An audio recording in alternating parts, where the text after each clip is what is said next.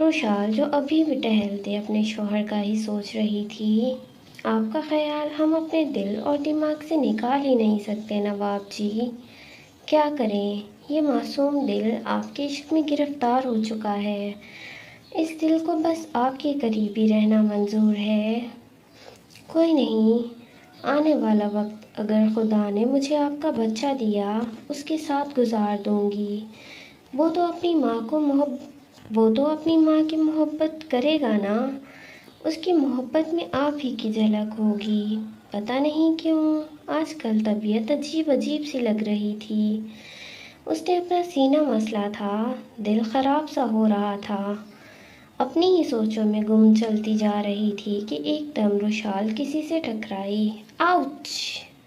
وہ گرتی اور سامنے کھڑا انسان اس کو پکڑتا۔ اس سے پہلے ہی روشال نے خود کو سنبھالتے سامنے دیکھا تھا۔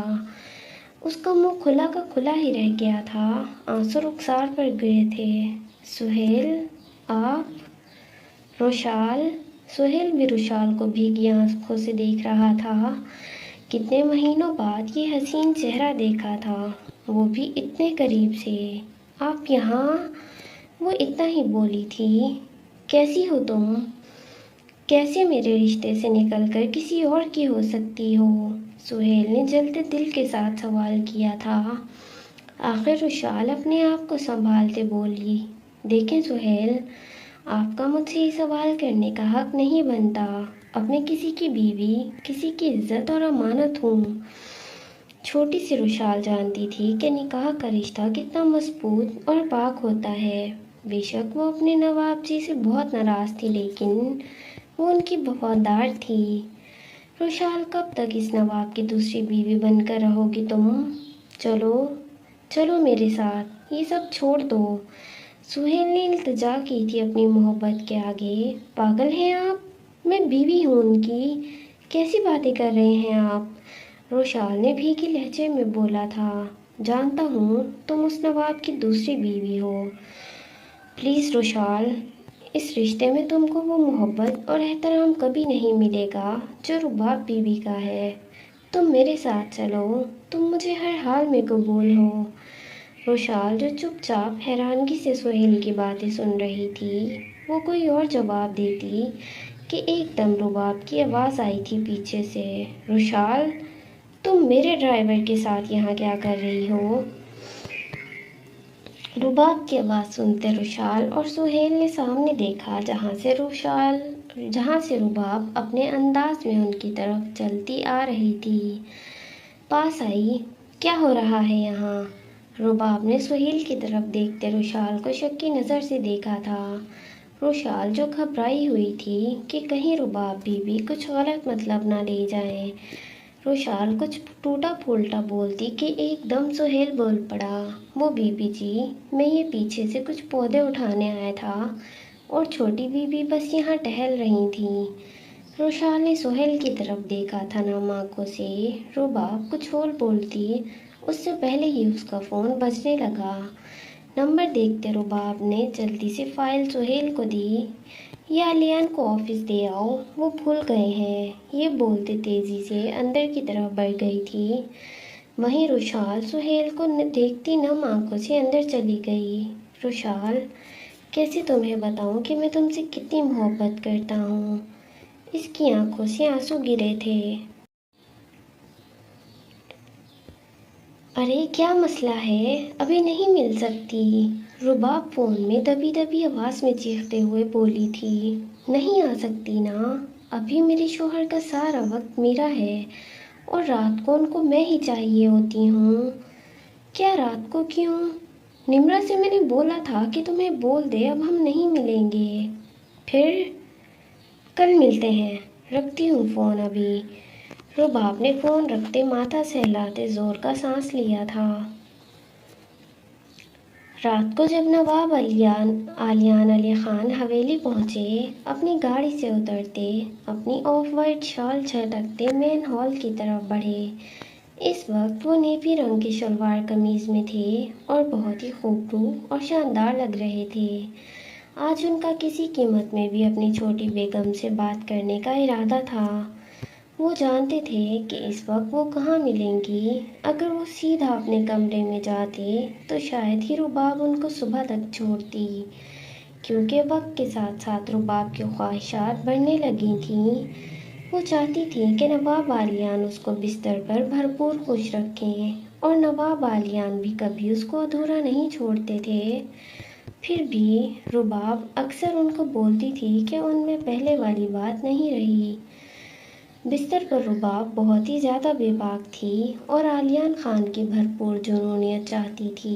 وہ اپنے لیے، جو کہ اب تھوڑی کم نظر آتی تھی وقت کے ساتھ، اپنی دمدار پرسنالٹی کے ساتھ نواب عالیان کچن کی طرف بڑھے تھے۔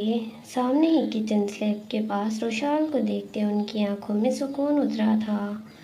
وہ کبھی بتا ہی نہیں سکتے تھے روشال کو کہ ان کے لیے وہ کیا بنتی جا رہی تھی۔ پر روشال اور شمسا کی باتیں سنتے نواب عالیان گہرا مسکرائے تھے۔ مجھے کہیں سے آئس کریم لا دو، بہت دل کر رہا ہے میٹھی چاکلیٹ یا آئس کریم کھانے کو۔ پر بی بی جی، میں کہاں سے لاؤں، رات کا ٹائم ہے۔ اور بولتی دونوں اب نواب عالیان کی دمدار آواز سنتے دونوں نے ان کی طرف دیکھا تھا۔ شمسا، تم جاؤ کچن سے۔ نظریں پورے حق سے اپنی بیوی پر جمی تھیں۔ وہی روشال جو آنکھیں جھکائے کھڑی تھی، اس کا دل کہہ رہا تھا کہ ان کی طرف دیکھے، پر دماغ نفی کر رہا تھا کہ بیٹا اپنے دل کو کنٹرول میں رکھ، پھر ٹوٹے گا تو سہن نہیں کر پاؤ گی۔ شمسا ان کی بات سنتے ہی کچن سے باہر چلی گئی تھی۔ اب صرف نواب عالیان اور روشال ایک دوسرے کے آمنے سامنے تھے۔ نواب عالیان پورے استحقاق سے اپنی چھوٹی بیگم کا حسین چہرہ اور سرافہ دیکھ رہے تھے، جو آج کچھ زیادہ ہی حسین لگ رہا تھا۔ ایک الگ سی چمک تھی روشال کے چہرے پر۔ روشال نے تھوڑی دیر ان کو دیکھتے اپنی نگاہوں کا زاویہ بدلا تھا اور وہ روٹیاں بیلنے میں مصروف ہوئی تھی۔ پر یہی بات نواب عالیان علی خان کو چبھی تھی کہ ان کی چھوٹی بیگم تو دل کی اور عمر سے بھی بچی تھیں۔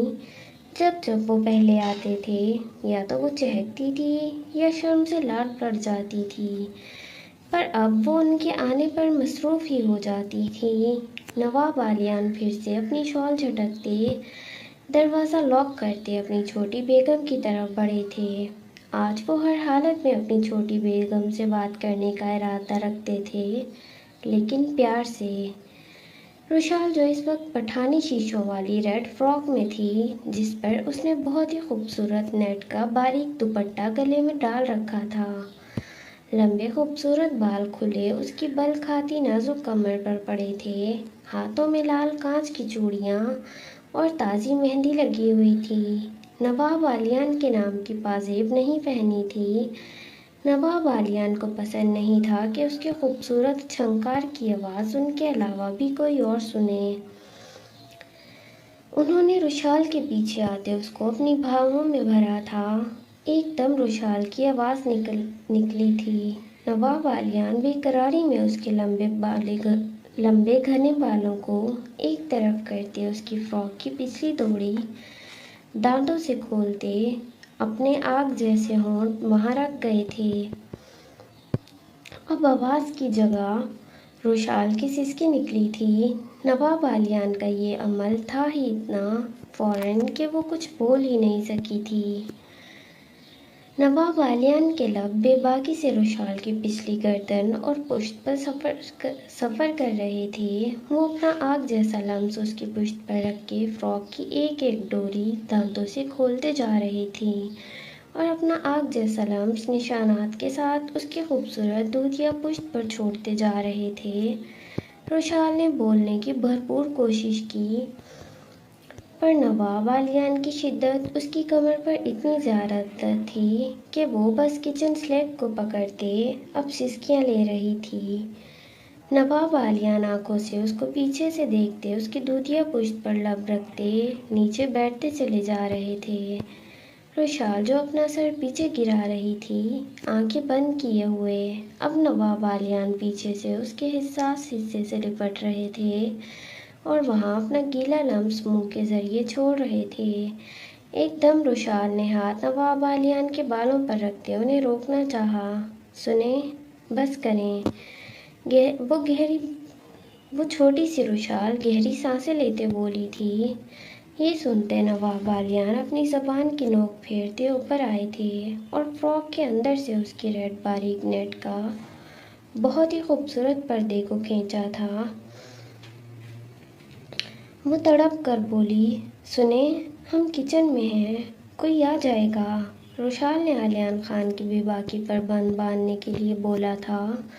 نواب بالیان نے کھڑے ہوتے روشال کے کان میں جھکتے بے باک سرگوشی کی تھی جس پر روشال اندر تک سرخ پڑی تھی۔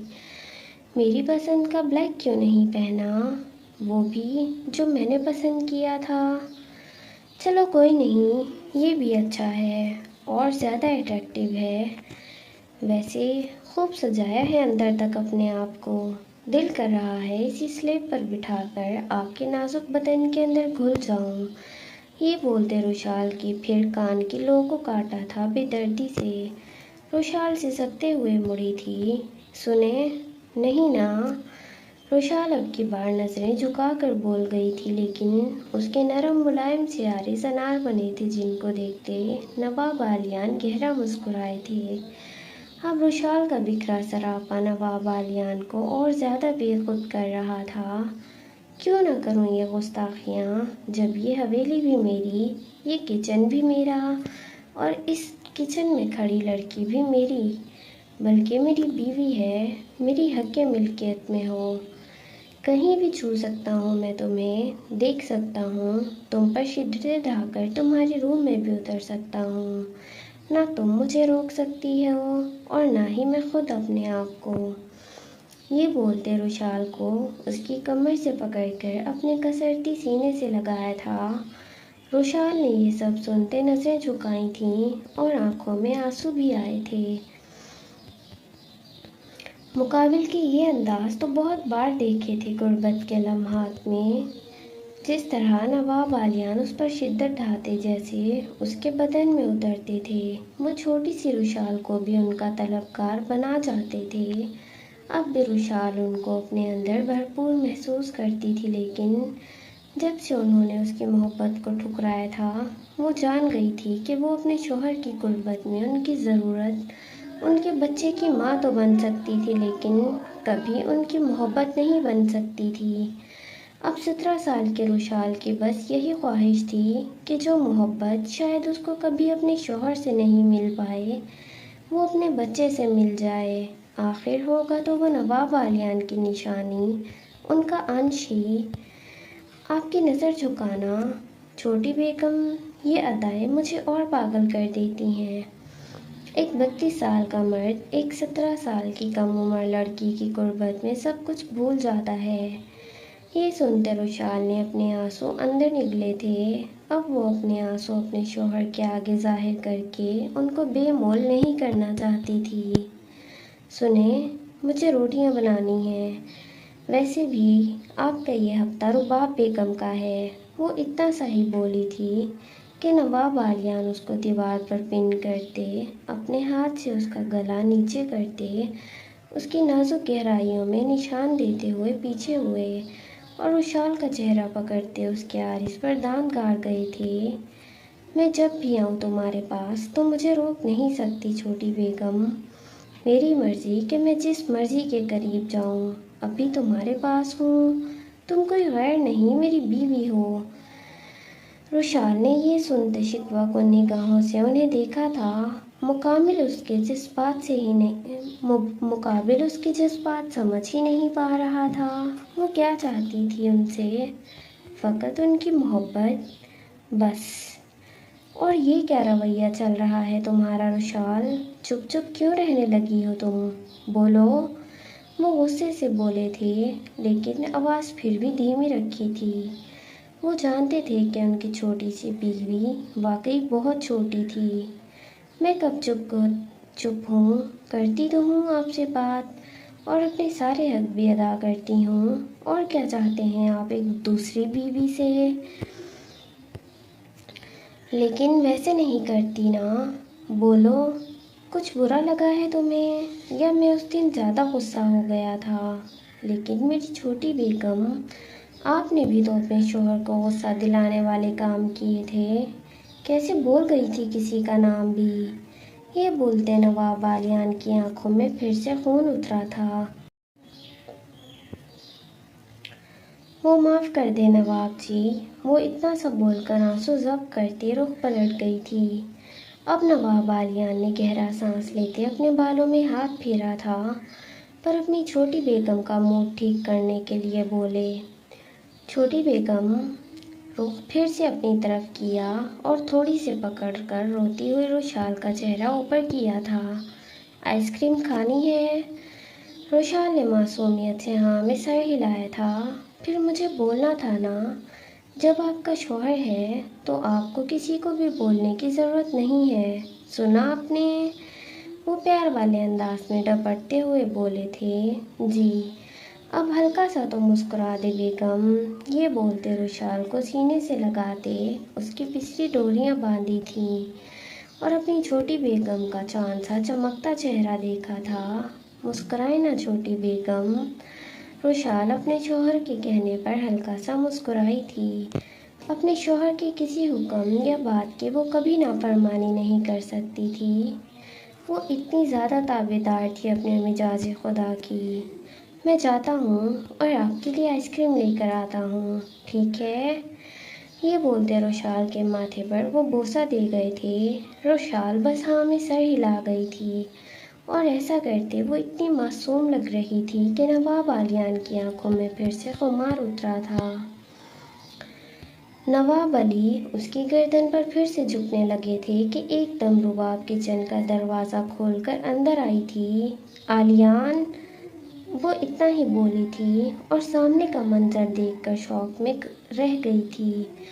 سامنے اس کا شوہر اپنی چھوٹی بیگم کے اوپر جھکا تھا، پر اس کے اندر آنے سے ایک دم دونوں پیچھے ہوئے تھے۔ روشال نے فوراً اپنے ماتھے پر آئی بکھری آوارہ لٹوں کو پیچھے کرتے اپنا دوپٹہ کھول کر شانے پر پھیلایا تھا اور ہلکا سا رخ موڑ گئی تھی۔ رباب سے اس کو واقعی بہت خوف آتا تھا۔ وہیں نواب بالیان علی خان اپنے بالوں میں ہاتھ پھیرتے رباب کی طرف بڑھے تھے اور ایک نظر اپنی چھوٹی بیگم کو دیکھتے۔ ہاں، کیا ہوا؟ رباب نے دانت پیستے آلیان کو قہر بھری نظروں سے دیکھا تھا اور آخر جتانے والے انداز میں بولی، کچن ہے آلیان، اور بھول گئے؟ یہ سارا وقت میرا تھا۔ نواب بالیان نے اپنی پچھلی گردن سہلاتے رباب کو دیکھا۔ وہ بس میں اتنا ہی بولے تھے، کیونکہ اندر ہی اندر وہ گلٹ میں گئے تھے۔ جب رباب کا یہ ہفتہ تھا تو وہ کیسے ناانصافی کر سکتے ہیں؟ تو وہ کیسے ناانصافی کرتے اپنی چھوٹی بیگم کی طرف بڑھ گئے۔ وہ یہ سوچ ہی رہے تھے کہ تبھی رباب بولی، آلیان، آئی ہیو فیور۔ وہ رباب کی بات کا مطلب سمجھتے تھے۔ آتا ہوں کمرے میں، تم جاؤ، جلدی آؤ آلیان۔ وہ آنکھ دکھاتی اوپر کی طرف بڑھ گئی تھی۔ وہیں روشال اپنے آپ کو سنبھالتے پھر سے کام میں لگ گئی تھی۔ ایک دم نواب بالیان جھالتے جاتے بولے، چھوٹی بیگم، میں آپ کو آئس کریم لا کر دیتا ہوں۔ یہ بولتے وہ کچن سے باہر نکل گئے تھے۔ وہیں روشال اپنے آنسو بے دردی سے صاف کر رہی تھی۔ امید ہی کیوں رکھنی روشال، تجھے معلوم تو تھا کہ تو بچہ پیدا کرنے کے لیے لائی گئی ہے۔ پیار تو نے کیا ہے، نواب جی نے نہیں۔ نہ میں ان سے آگے کوئی امید رکھوں گی، بس اپنا فرض نبھاتی جاؤں گی۔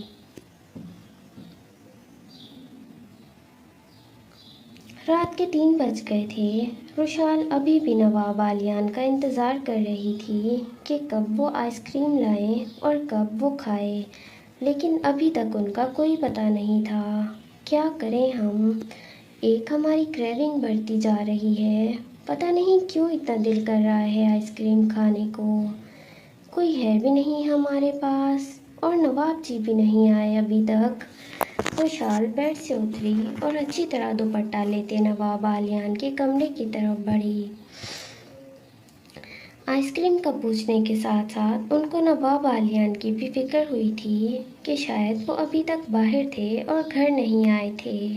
جب وہ نواب بالیان اور رباب کے کمرے کے پاس پہنچی جو اندر سے آوازیں آ رہی تھیں، اس پر روشال کا دل بری طرح ٹوٹا تھا۔